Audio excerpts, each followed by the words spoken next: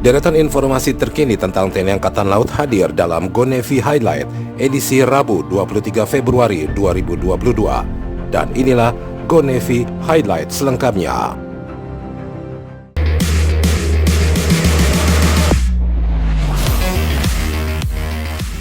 Kepala Staf Angkatan Laut Laksamana TNI Yudo Margono yang didampingi Wakil Kepala Staf Angkatan Laut Laksamana Madya TNI Ahmadi Heri Purwono dan sejumlah pejabat utama Mabesal menerima kunjungan kehormatan Kepala Staf Angkatan Laut Korea Selatan Admiral Kim Jung-so di Markas Besar Angkatan Laut Cilangkap, Jakarta Timur dengan sambutan jajar kehormatan prajurit TNI Angkatan Laut. Pada pertemuan bilateral antar Kepala Staf Angkatan Laut kedua negara dibahas mengenai rencana kerjasama strategis, khususnya kerjasama di bidang industri pertahanan seperti alutsista, bidang pendidikan, serta latihan bersama. Pembahasan lainnya adalah kedua pimpinan Angkatan Laut ini juga mengenai pertukaran kadet Akademi Angkatan Laut, mewadahi pertukaran perwira siswa setingkat Sesko Angkatan, pelatihan kru kapal selam, serta pembahasan mengenai Transfer of Technology atau TOT. Dalam pertemuan tersebut juga membahas pelaksanaan Navy to Navy Talk yang sebelumnya dilaksanakan 2 tahun sekali menjadi setahun sekali. Usai melakukan kunjungan kehormatan dan pertemuan bilateral dengan Kepala Staf TNI Angkatan Laut di Mabesal, Cilangkap, Jakarta Timur, Kepala Staf Angkatan Laut Korea Selatan Admiral Kim Jung-so melaksanakan kunjungan ke Kormada II dan PT PAL Surabaya. Dengan menggunakan pesawat Sen 235 milik TNI Angkatan Laut, rombongan Kepala Staf Angkatan Laut Korea Selatan mendarat di Pangkalan Udara Angkatan Laut Juanda. Kepala Staf Angkatan Laut Korea Selatan Admiral Kim Jung-so yang didampingi oleh Asisten Operasi Kasal mendapat sambutan jajar kehormatan dan falrip oleh prajurit TNI Angkatan Laut saat tiba di Mako Kormada II.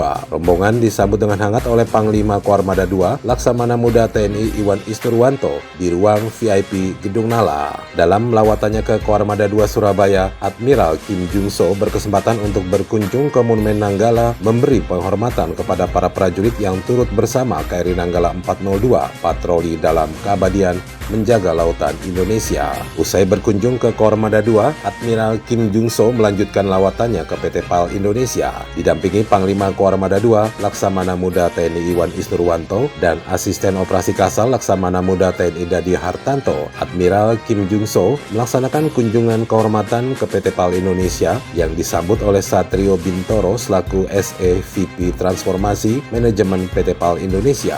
Dalam kunjungan tersebut, Admiral Kim Jung-so berkesempatan meninjau dermaga fasilitas kapal selam yang dimiliki PT PAL Indonesia, serta berkunjung ke kantor cabang perusahaan Daewoo Shipbuilding and Marine Engineering atau DSME Indonesia. Setelah menjalani overhaul di PT PAL Indonesia, kapal selam TNI Angkatan Laut KRI Cakra 401 siap untuk kembali memperkuat satuan kapal selam Kormada II.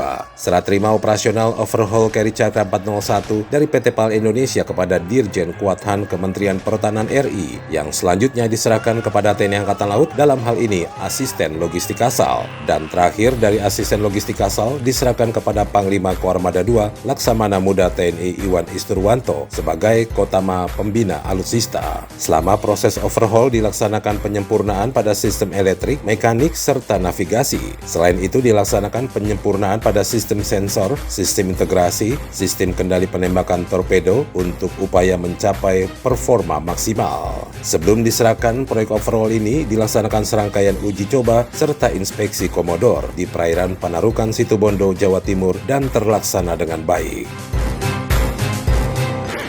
Di tengah gelombang ombak laut seram, prajurit KRI Tarakan 905 melaksanakan latihan penembakan senjata meriam pada saat melaksanakan operasi yang digelar Kormada III. Latihan yang dipimpin Komandan KRI Tarakan 905, Letkol Laut Pelaut Cokorda G. Pemayun, melaksanakan penembakan dengan menggunakan meriam 20 mm, meriam 12,7 mm, GPMG, dan senjata ringan M4. Komandan KRI dikatakan Komandan KRI Tarakan 905, latihan tersebut merupakan upaya untuk melatih profesionalitas prajurit dan mengecek kesiapan seluruh senjata yang dimiliki kapal perang tersebut dalam menanggulangi ancaman bahaya udara. Sebelum pelaksanaan latihan menembak, para prajurit KRI Tarakan 905 terlebih dahulu dilaksanakan briefing mengenai keselamatan dan keamanan diri selama melaksanakan latihan menembak dengan berpegang pada prinsip zero accident dalam setiap kegiatan.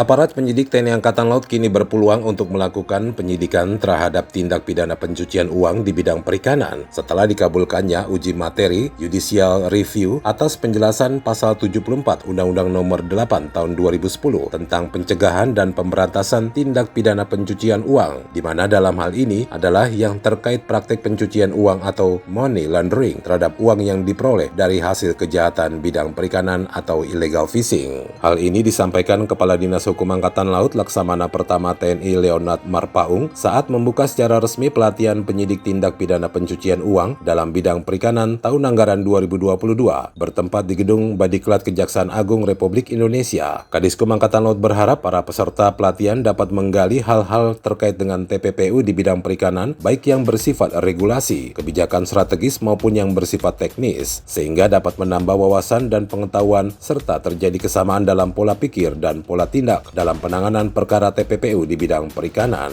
Pembukaan pelatihan penyidik TPPU turut dihadiri oleh Direktur Hukum PPATK, PLT Deputi Pencegahan PPATK, Kapus Diklat Manajemen dan Kepemimpinan Badan Diklat Kejaksaan RI, Paban 3 Lat Sopsal, Sekdiskum AL, Kasubdislat Disoplatal, para Kasubdisdiskum Angkatan Laut dan para Kadiskum Kotama atau Pangkalan di wilayah Jakarta.